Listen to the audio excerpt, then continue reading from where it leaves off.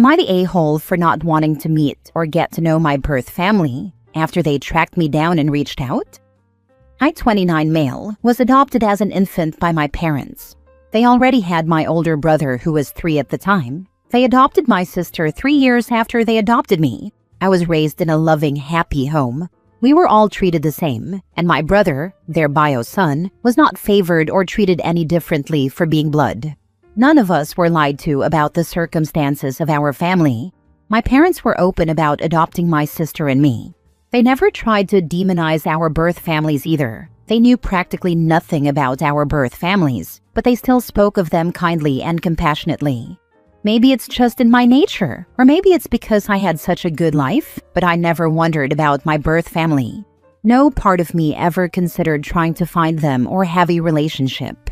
I was just happy as I am. My life is good. I have a wonderful wife, 2 great kids, amazing parents and siblings-in-law and grandparents. For me, there's nothing missing. That's why it took me a while to respond 6 months ago when I was contacted by people saying they were my birth parents, and it was confirmed true, telling me their story and wanting to connect with me. They broke up for 5 years after I was born, and then they got back together and had more kids, and only had an interest in me for the last 2. Before that, they never thought about me. Their kids wanted to know me. Their kids really wanted to know me. I have received more than 24 messages from their kids since my birth parents reached out. It took a while, 11 weeks or so, for me to reply and state I had a great life, but did not wish to connect with them, so please leave me be. Then I blocked the accounts and made my socials private. About 3 weeks later, I received an email telling me they did not think it was fair and that I should at least meet the kids.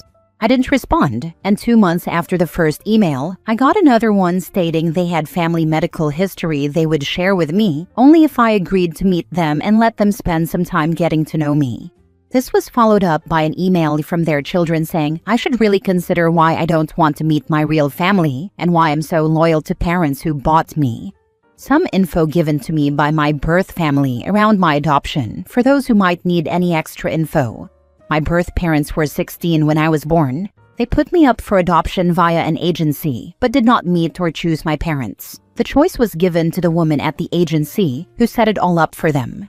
They didn't leave any letter or family medical history to be passed on to me and never collected a letter my parents wrote to them when they adopted me. They have zero interest in ever reading that letter.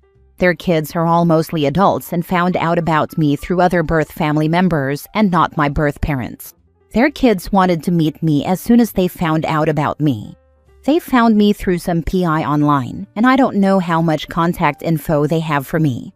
They never mentioned his name, but I wish he had reached out to me first, so I could have said no, because now I have no idea what ways they could realistically reach me.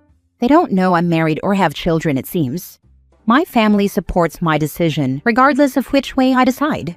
But I have had some backlash from some fellow adoptees I know, who say they would love what's being offered to me and they think it's selfish for me to deny them the chance to get to know me and to deny my kids' blood relatives. So this has made me ask if I'm wrong. I don't feel like I am when I ask myself the question, but I don't know if I can accept that I never gave these people a chance, and it's because I don't feel I should have to. Am I the a-hole? Now for the top comments.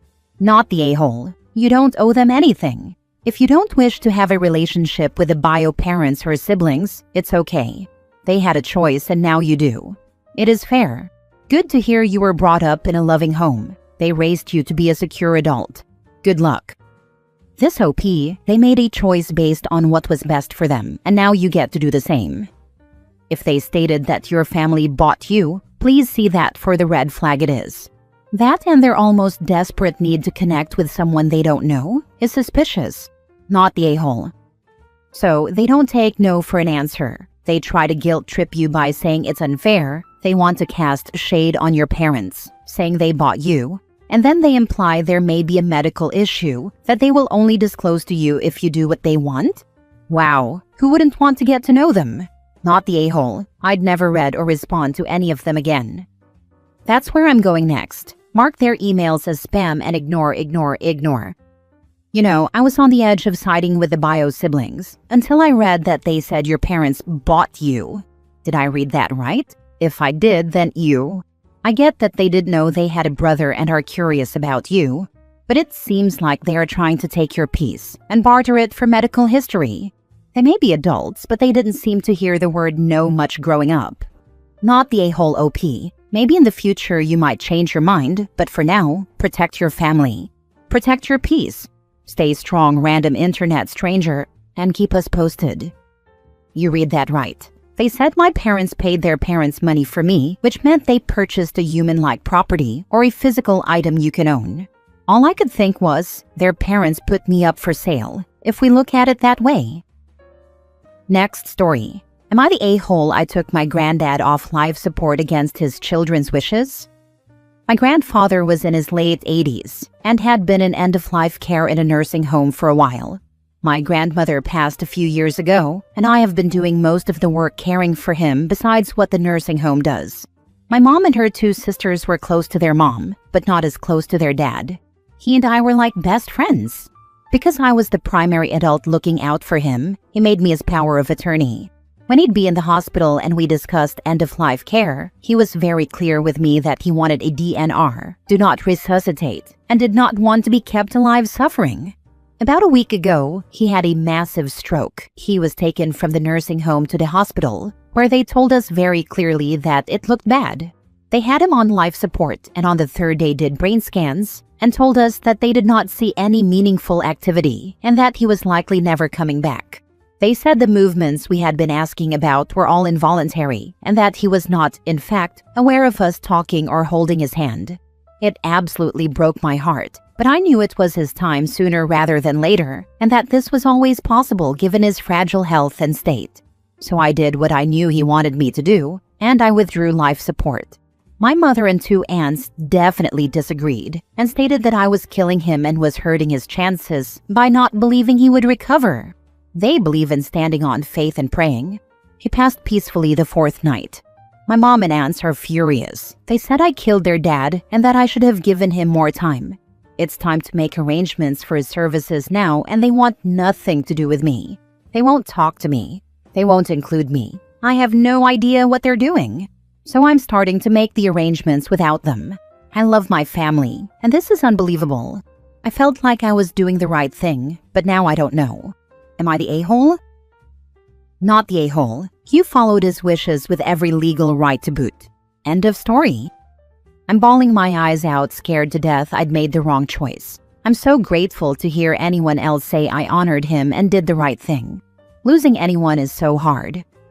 The whole purpose of advance directives are for situations like this. He told you what he wanted if this kind of situation happened and trusted you would do what he wished enough that he gave you the legal authority to do just that.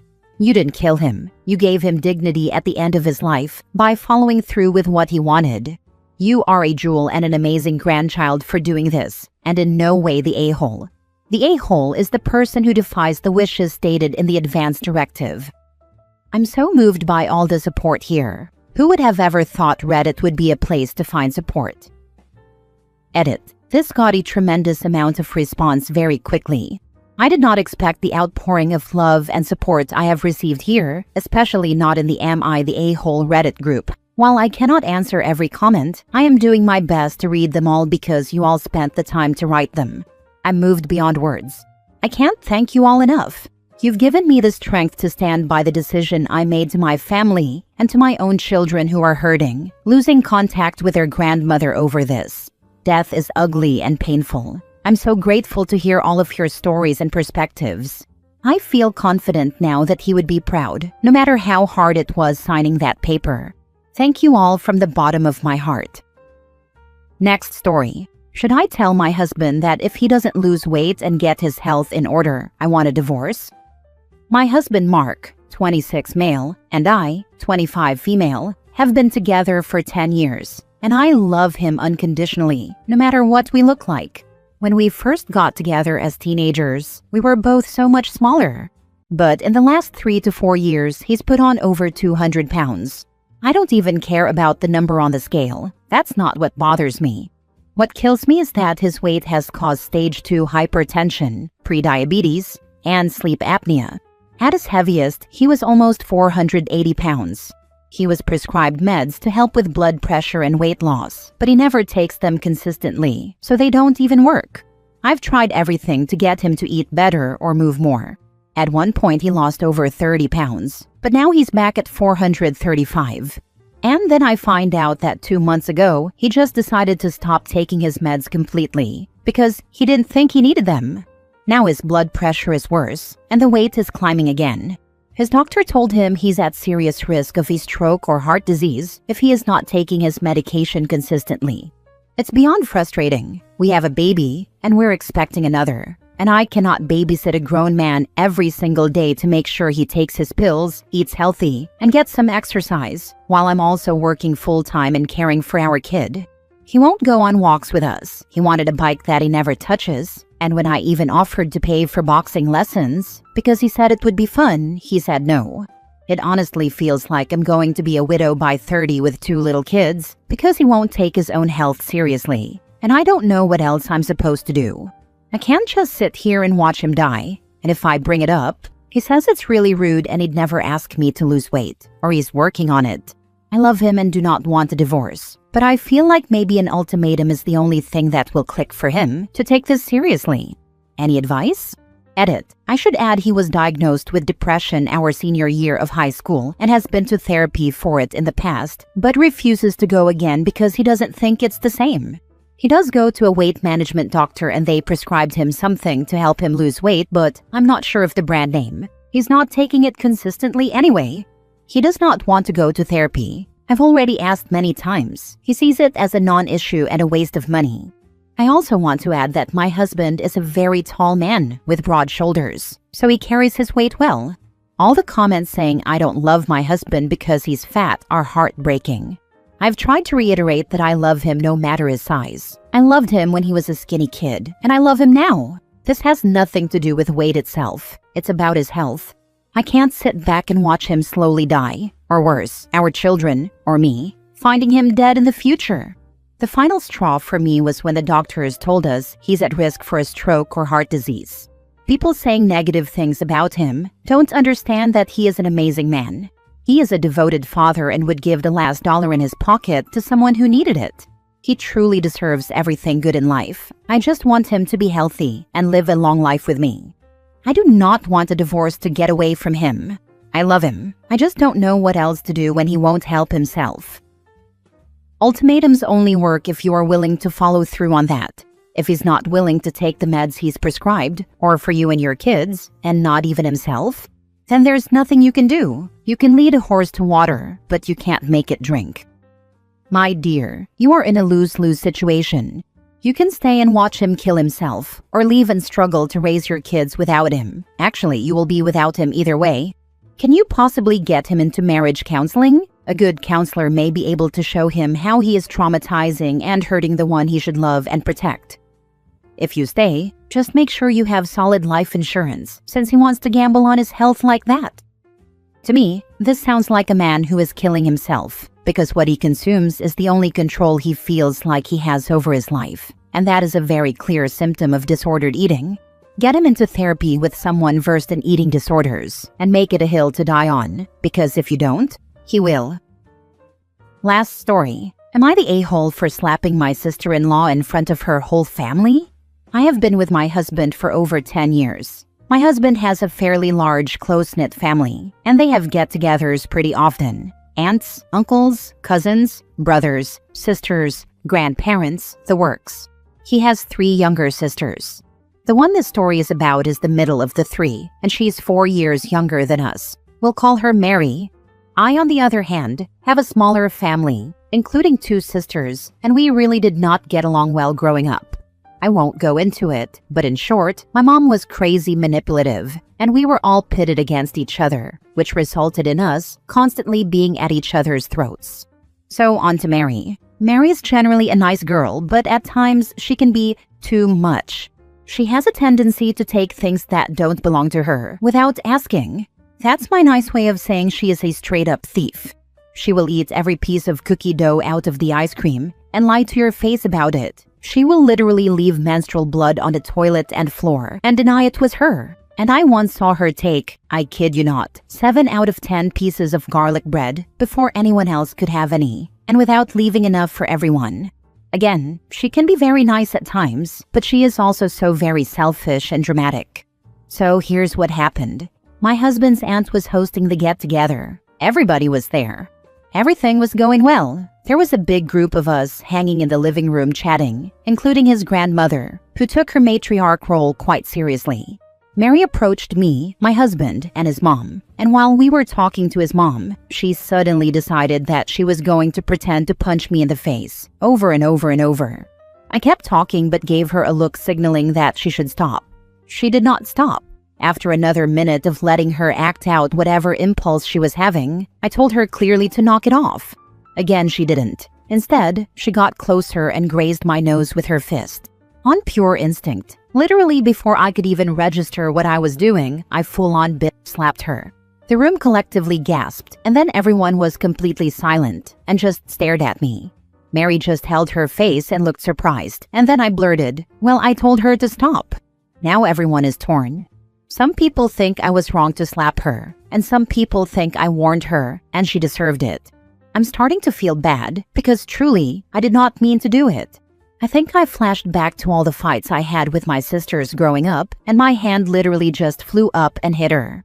Also, I broke my nose when I was a kid, and even the slightest hit to my nose causes the bump on my bridge to tear open and bleed, just to say that I am instinctively very protective of my nose.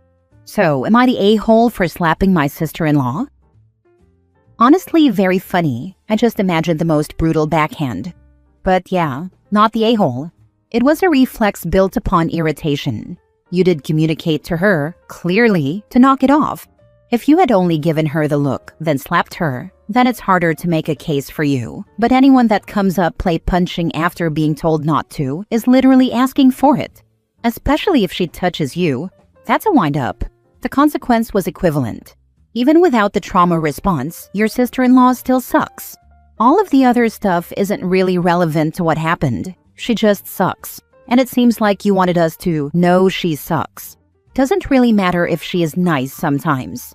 Anyone can pretend to be nice. Socially, we are pressured to do it. She's just bad at it. Info. Why the heck did no one stop her when she was clearly harassing and annoying you? Sounds like their unwillingness to stop Mary from being a jerk, even if Mary didn't realize she was being one, played a large part in how things turned out. I wish I had a good answer. The whole time I was just waiting for literally anyone else to step in. I think everyone is just used to her antics at this point. She's 20, and she is not on the spectrum, no diagnoses that would explain this kind of behavior. I mean, honestly, she is perfectly typical. She just acts like this sometimes, like she wants to get a reaction out of you or see how far she can push you, or how much she can get away with. My husband thought it was hilarious. His cousin immediately started laughing out loud, but everyone else gasped and were dead silent for an uncomfortably long time. His mom seems to have moved past it, but I get the feeling his grandma and some aunts are really holding on to it. Am I the a-hole for ignoring the GoFundMe my biological mother set up to fund treatment for one of her kids? The background to everything is that my dad died when I, 21 male, was 4.5 years old. After his passing, my biological mother left me with my paternal grandparents and never tried to be a parent to me. I saw her once when I was 6. She was looking for money from my grandparents, who told her where to go. She didn't even check in with me to see how I was doing. It was just, give me money. He was my husband and I deserve it. And then she left again. My grandparents were my legal guardians and had custody until my 18th birthday. They never chased my biological mother for child support. Instead, they saved for my future. I had a small inheritance from my dad too, and there were things of his that I wasn't interested in keeping. My grandparents sold those items and added the proceeds to my inheritance. Since my biological mother didn't want them either, and the sentimental things my dad loved were saved, they felt it was for the best. 2 years ago, my biological mother reached out to my grandparents via social media and asked for my dad's things that they had already sold. She said she needed the money from them. They told her the items had been sold years ago and she wasn't getting a penny. She put 2 and 2 together and told them some of that should have gone to her. They told her she forfeited it all and they had the messages to prove she wanted none of it at the time. She then told them she had a kid with cancer who needed the money for treatments, and my grandparents told her my dad wasn't funding another man's child's treatment. Another year later, my biological mother contacted me and said she wanted to talk about the money she knew I had and how it would help her and her husband a lot because they had 4 kids and one who was undergoing cancer treatments. I blocked her without replying. Then this past summer, to be exact, she contacted me on another account and sent me a link to a GoFundMe where they were raising money for the child's cancer treatment. The money was only partially going directly to funding treatment. They also wanted money for a place to stay and other expenses. I ignored the GoFundMe too and never donated. 2 months later, I got a message from my biological mother's husband, a stranger to me, who wrote, "This is your half-sister and you should be helping her." I ignored the message, blocked his account, and made my account private. Then my biological mother found a different account on another platform and DM'd me several times in a single night while I was asleep. She told me I was running from my little siblings and a 6th sibling who needed my help and that I was doing it to punish her when they didn't deserve it because they're innocent, blah blah blah. I replied that they needed to leave me alone because I was not part of her family and was not interested in spending money on her children. Then I blocked her account. She contacted my grandparents again and said they had raised me to be heartless and have no regard for family. They told her where to go again. It's crazy to me that they're so annoyed by this. Her husband yelled at my grandparents too, and it's like, what is this? They're acting like we owe them or their kids something. She's nothing more to me than my biological mother. She wasn't a donor. She didn't do a generous thing by giving people the chance to have a kid. She's not some selfless person or a caring mother who made a simple mistake. All she cares about is getting money from me. Her kids are nothing more to me than random kids I hear about on social media. That feeling grows with every interaction my grandparents or I have with this woman and her husband. But I wanted to check and see what people think. Was ignoring the GoFundMe a bad move? I could have donated. It wasn't that I couldn't afford it. I simply didn't want to. Does that make me the a-hole? Now for the top comments. Tell her if she and her family don't leave you alone, you will go after her for the child support she never paid and file a restraining order. Consider reaching out to a lawyer to send a cease and desist. Not the a-hole. Also, you might want to consider having your grandparents legally adopt you, or at least your grandma, if you want to keep your bio dad on your birth certificate. It has some legal benefits when it comes to inheritance and things like that. It doesn't hurt to look into it and see if it would be beneficial to you all. I considered adoption briefly, but my grandparents and I agreed that we didn't want Dad's name taken off my birth certificate. So instead of them adopting me, they are named as my emergency contacts if anything happens to me. I'm in their will and will get whatever percentage my dad would have received. And we have things in place that take away the need for adoption. It would feel weird to be adopted just by Grandma. As much as I love her, it would feel wrong to have just her over Grandpa. But having Grandpa adopt me would erase my dad. If she actually tries to contact me again, I'll speak to an attorney.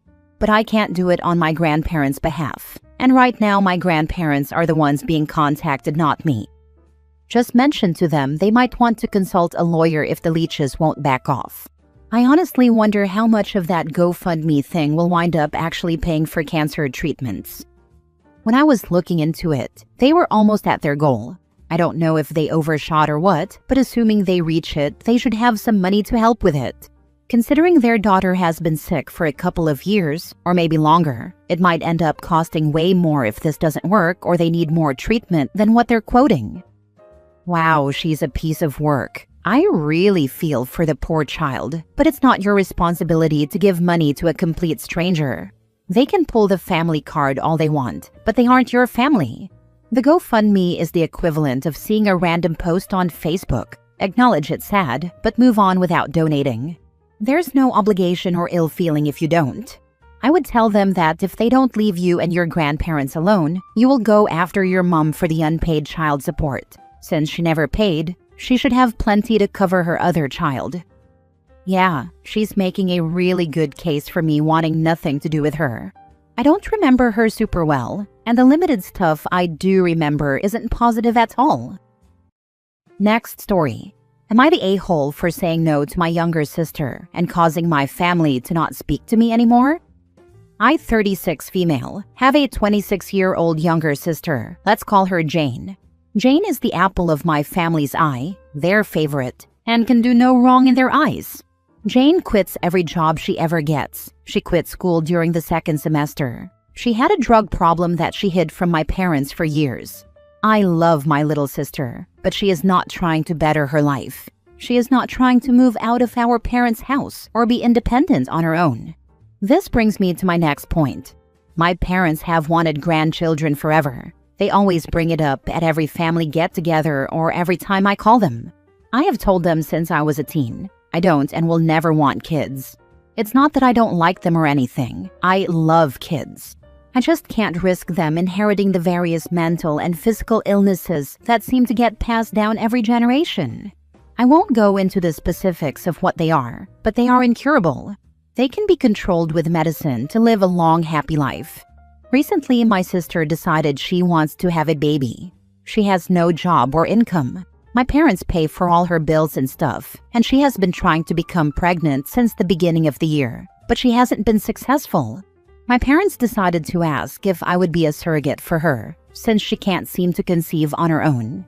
I immediately said no. It's irresponsible to bring a child into the world when the mom isn't working or bringing in any money.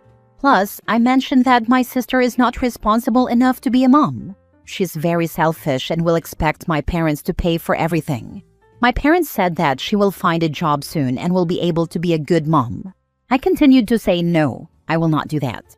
My parents then brought up how I won't have kids, how my eggs are going to waste, why can't I be a good sister, and how they don't want to die before they become grandparents. After I went home, they called me and told me to change my mind and be a good daughter. They won't talk to me anymore.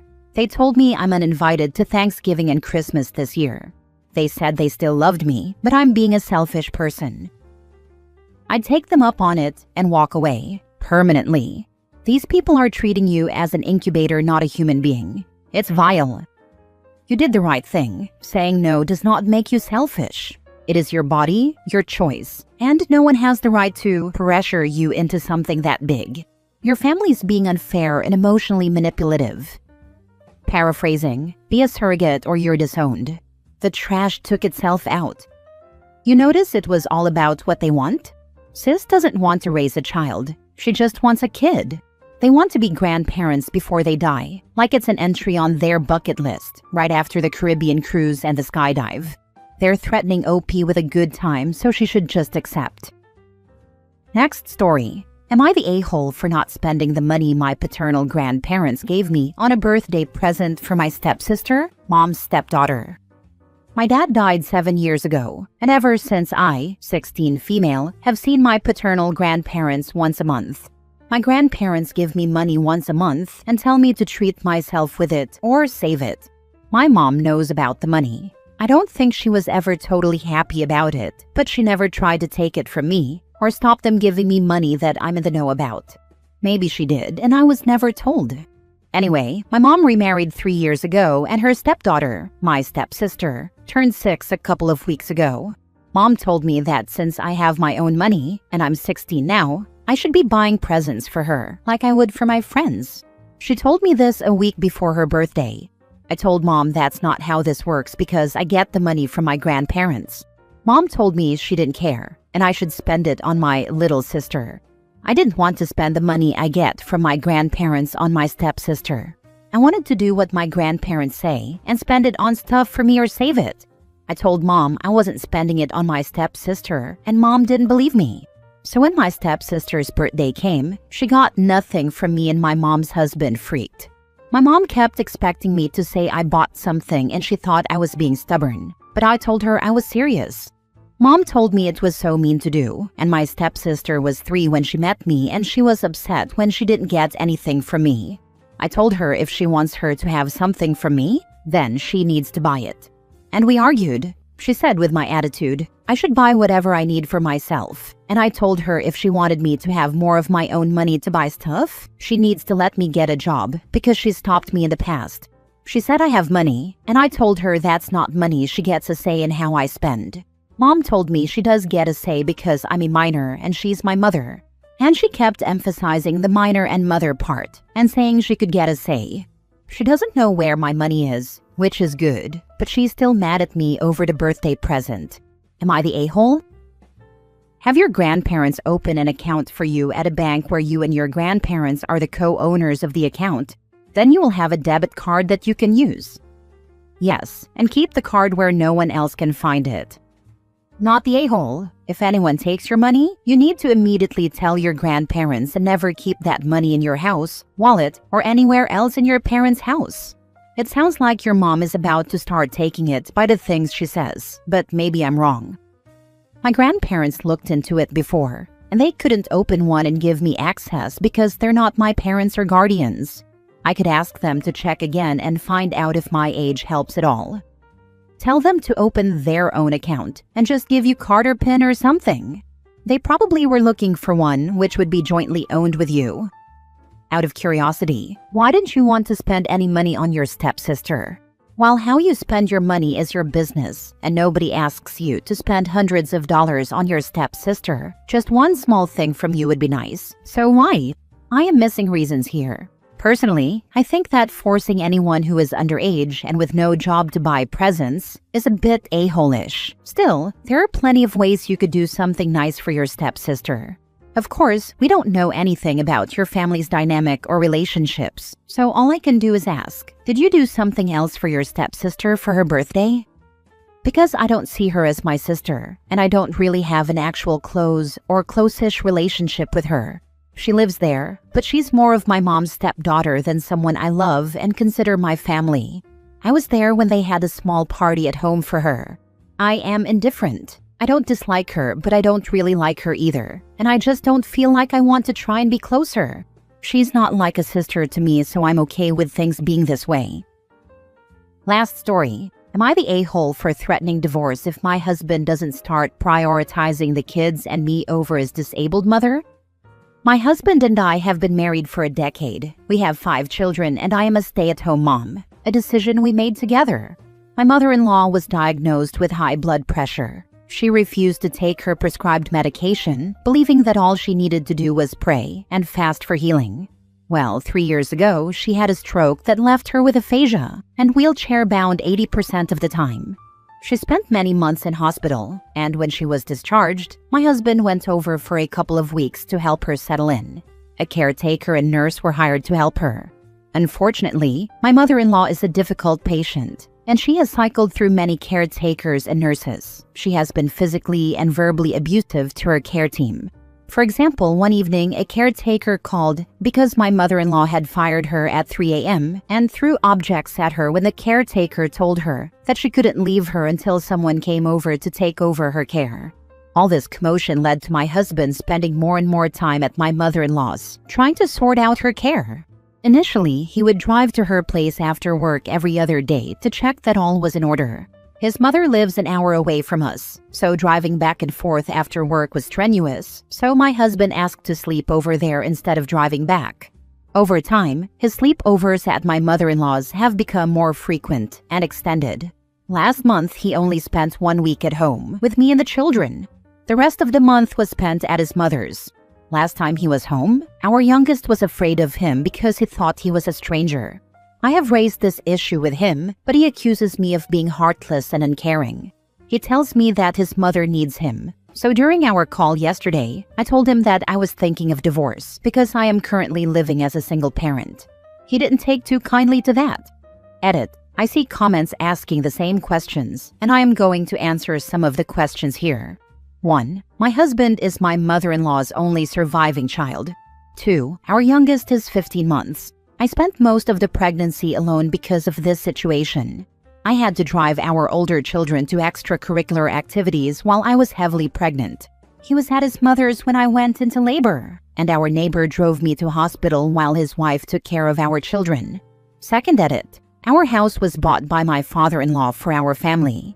He was a staunch Christian who believed in family values, so he bought this house to support our marriage and family. He was a voice of reason and often played the role of marriage counselor. We miss him terribly. My mother-in-law does behave better when my husband is around because my husband knows how to calm her down. So even though she is abusive, my husband knows how to de-escalate. She has not been diagnosed with dementia. When we spoke about a care home, my husband was not willing to consider it because my mother-in-law is attached to her home, and my husband was told that moving her to a place where she is unfamiliar with her surroundings may cause her to deteriorate. He also said there are many horror stories about elderly abuse at care homes. We spoke again after my post. He was weeping, saying that his mother is dying and he wants to spend as much time as possible with her before she passes. He also said threatening divorce was cruel. His mom needs to be moved into a care home that is equipped to handle her. He's a dad, and he can't abandon his family over 75% of the time. It's harming his relationship with you and the kids. Don't threaten divorce unless you're ready to go down that path. It's not an empty threat, and it's not something you can always come back from. Add to the above comment that they will also be multiple people on each shift, so they're not getting burned out dealing with her behavior. As someone that works in skilled nursing, I can tell you that facilities do get burnt out. And if the patient is so bad that they can't provide care to her, they will find a way to get her out of the facility. I've seen it done many times, and once she starts getting a name across town, it'll be difficult to find placement for her.